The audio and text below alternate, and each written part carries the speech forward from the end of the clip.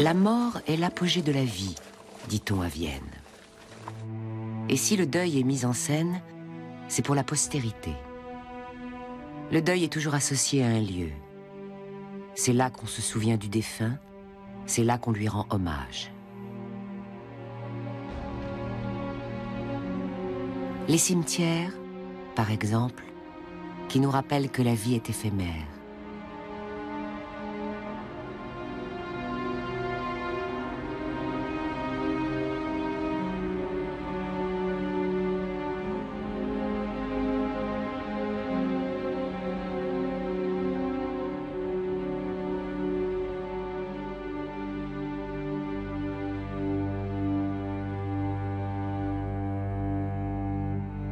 La tombe du pape Urbain VIII à Rome. On a érigé un édifice autour de cette tombe afin de montrer que l'Église était toute puissante et éternelle. La mort en soi est mise en scène.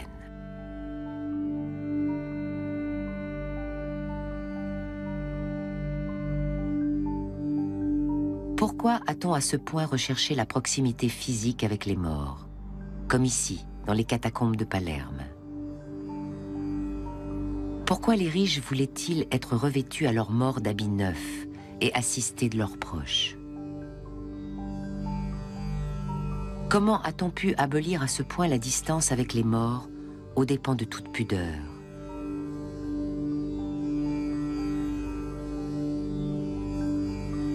Pourquoi croyait-on que la mort contribuait à améliorer la vie?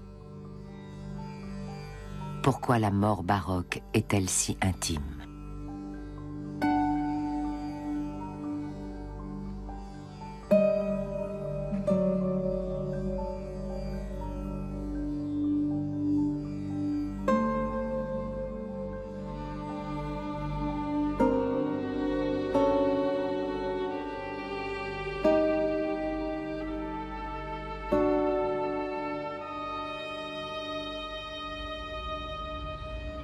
Le sculpteur Gian Lorenzo Bernini, dit le Bernin, est chargé par le pape Clément IX de réaménager l'ancien pont romain conduisant au mausolée païen de l'empereur Adrien.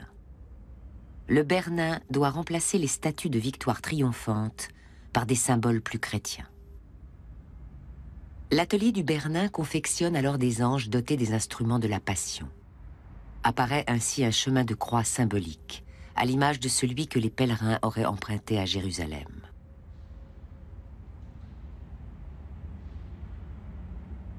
Le Bernin réalise lui-même l'ange à la couronne d'épines.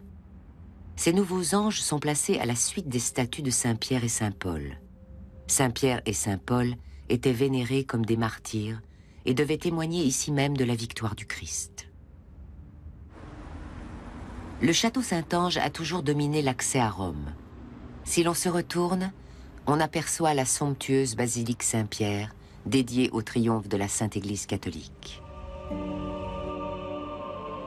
Dans l'immense coupole se trouve le mythe fondateur de l'Église, formulé en ces termes: « Tu es Pierre, et sur cette pierre je bâtirai mon Église. » Selon la légende, l'ancienne basilique Saint-Pierre aurait été construite sur les ossements du martyr. Le nouvel édifice, ébauché par Bramante et poursuivi par Michel-Ange, prétendait être rien de moins que le plus grand monument de l'histoire universelle. Un temps, on se demande si l'immense voûte supportera la non moins imposante coupole, mais la volonté décide du succès de l'entreprise. Ce monument incarnera coûte que coûte une église triomphante.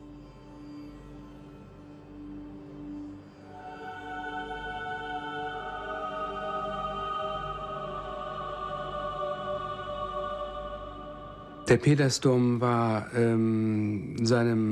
nouvelle basilique Saint-Pierre, dont la construction commença en 1505, devait montrer que le christianisme triomphant, le christianisme victorieux, avait surpassé l'Antiquité.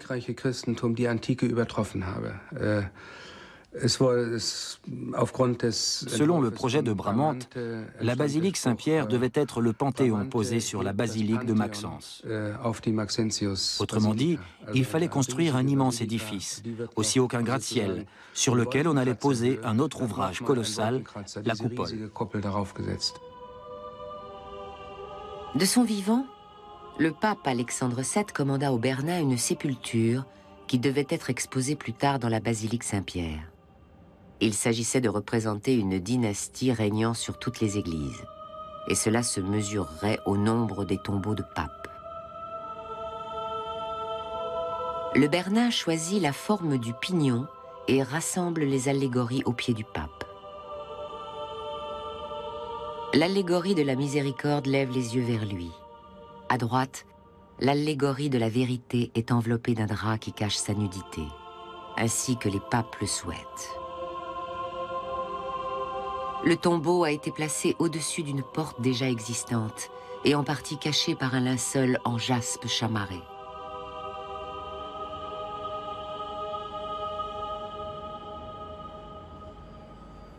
En haut, trône le squelette doré de la mort qui, comme par pudeur, dissimule son visage sous le linceul et tire d'une main le lourd drap vers le haut. Dans l'autre main, le squelette tient un sablier en or qui montre aux vivants que le temps passe inexorablement. Le Bernin était un homme pieux qui croyait à la bonne mort. Il affirmait en effet: la mort étant cet instant angoissant où se décide le bonheur ou le châtiment éternel, il faut sans cesse signifier à l'homme qu'il doit bien vivre pour bien mourir. Cependant, son œuvre n'est pas uniquement un memento mori.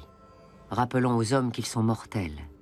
Ici, tout est débauche et exubérance, comme si l'éternité était suspendue à ce seul instant. La lumière pénètre par la gauche et inonde le tombeau du pape. Il est exposé de manière à être visible depuis le fond de l'église.